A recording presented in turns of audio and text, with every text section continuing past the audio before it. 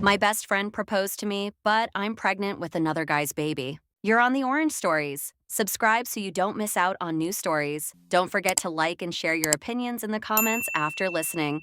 Now get comfortable, because we're about to begin. My name is Emily. I am 16 years old, and I am in a state that I never thought I would experience. This story didn't start that long ago, but I have already learned that the world can be a cruel and unpredictable place. Jake was my first real crush. He was handsome, charismatic, always smiling, and I thought he was perfect. But here was the thing: he hung out with a lot of girls. He flirted with them, made them laugh, and made them feel special. And it was all happening in front of me.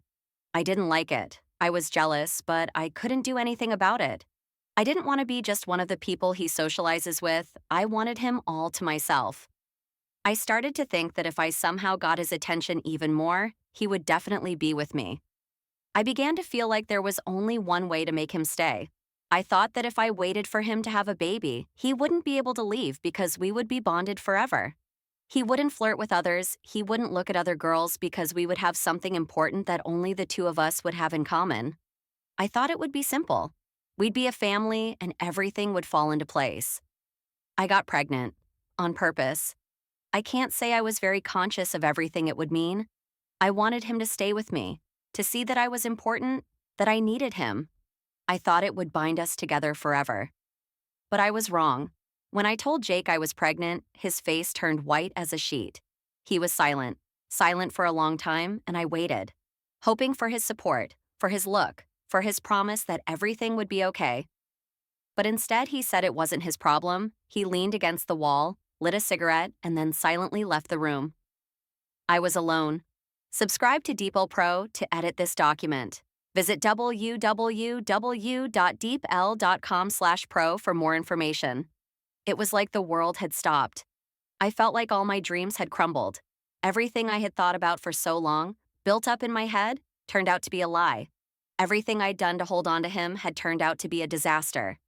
I didn't know what to do. It was unbearable. I didn't leave my room for 3 days. I turned off my phone so I wouldn't hear his messages or calls. He didn't call, and it was like another blow. I couldn't understand how it happened. How could I have been so naive? What am I supposed to do now? 3 days later, I decided to talk to Sarah, my best friend. She was there for me, and I felt like I couldn't keep it to myself. When I told her what had happened, she listened to me carefully. I was getting better every day, though I still couldn't quite shake the feeling of emptiness that Jake had left in my life. As the weeks went by, I slowly returned to my old life, albeit with new feelings. I began to find joy in the simple things again, in the activities I enjoyed, in going out with friends, in just being myself. I realized that I didn't need anyone else to feel complete. I could be my own stronghold. But one day, 2 months after I blocked Jake, I ran into him out of the blue. It was at one of the cafes where I often spent time with friends. He was sitting at a table by the window, and when I walked in, his eyes immediately found me. I felt my heart start to beat faster, and for a moment I thought time had stopped. He didn't approach right away, but I felt his gaze on me.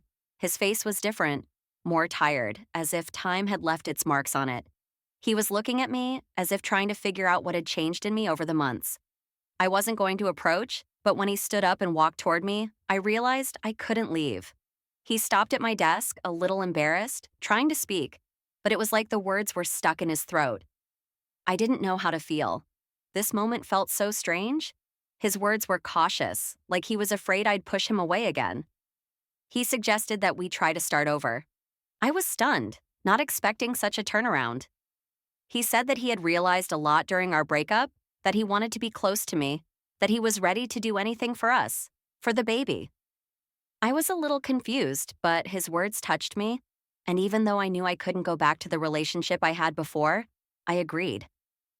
I thought about our future, about the baby, about the fact that he needed a father, even if our relationship wasn't what it used to be. I decided to give Jake a chance, not for us, but for him to be there for our baby. We started dating again, and the first week was perfect. We talked, walked, laughed, and I felt like things could get better. I was happy, but on a deep level, I was still wary. I knew I couldn't get my hopes up that things would change just because we were back together. But one day, after a night of sitting at my house, I happened to see his phone on the table. I didn't want to look at it, but something inside me was pushing me to check it out. I saw correspondence with some girl. Their conversations were so light, playful, as if nothing had changed. She was writing to him about how she missed him, how she was waiting for him to be free again, and that she was ready to meet him in the next few days. My heart squeezed. I couldn't believe I'd fallen into such a trap again. I looked at his phone and felt something inside me crumble. Everything I'd hoped for was a lie again. I realized that Jake hadn't changed. He was flirting again, looking for attention again, and it hurt more than I'd ever imagined. I didn't know what to do. On the one hand, I felt I had to be strong for the sake of our child, but on the other hand, I couldn't continue a relationship based on lies and betrayal. I was at a dead end, and even though everyone around me said I could do better, I still remained in this painful circle. I decided to talk to him. When Jake came over, I told him everything. I showed him the correspondence, told him how I felt. He stopped talking, and his face went white again. He didn't make excuses, but I could feel his words turning into empty promises. I knew I couldn't trust him anymore. We were silent for a long time. I realized we couldn't be together. And even if he still needed to be there for the baby, I didn't want his presence to be painful for me. I let him go, as hard as it was. But I knew it was the only way I could start my life over. A couple of weeks later, when I thought I had recovered a little from the whole situation, I started hearing rumors. I didn't believe it at first because I didn't think it could be true. Jake was around, we were talking, and things seemed to be getting better. But those rumors, like shadows, stayed in my head. They said that the girl he'd been texting was pregnant with his child, too. I couldn't believe it. I thought I had experienced enough to face such a reality again, but the more I thought about it, the more I had doubts. I decided that if I wanted to know the truth, I had to find out for myself. Through a few acquaintances, I managed to get her number. I hesitated for a long time, not knowing how to approach this conversation. But finally, I made up my mind and called her. A wary voice was heard on the other end of the line, and I introduced myself. She didn't understand who I was at first, but when I explained that I was the one Jake had been with before, her voice became tense. I held myself back, trying not to let my emotions take over. I asked her directly.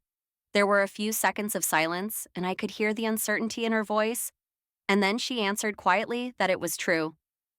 It was like everything stopped at that moment. I didn't know what to say. My head felt like it was going blank, and my heart shrank. I felt a mixture of bitterness, frustration, and pain. I tried to understand how this was possible. Why didn't I know? Why hadn't Jake told me the truth? Because all this time I'd thought I was alone, that I could rely on him, and it turned out he was building his life again without telling me. The girl continued that Jake hadn't given her a definite answer, but according to her, he wasn't opposed to being with her either, although he hadn't made any obvious moves. It became even more clear to me that Jake had hardly changed and probably wasn't going to take responsibility again. At some point, I found it hard to breathe. I realized that this whole situation, all his promises, all his talk, was just an illusion. I thanked her for her honesty and hung up. I didn't know what to do now, how to move forward. But at that moment, I realized one thing. I need to leave this pain behind and start thinking only about myself and the future of my child.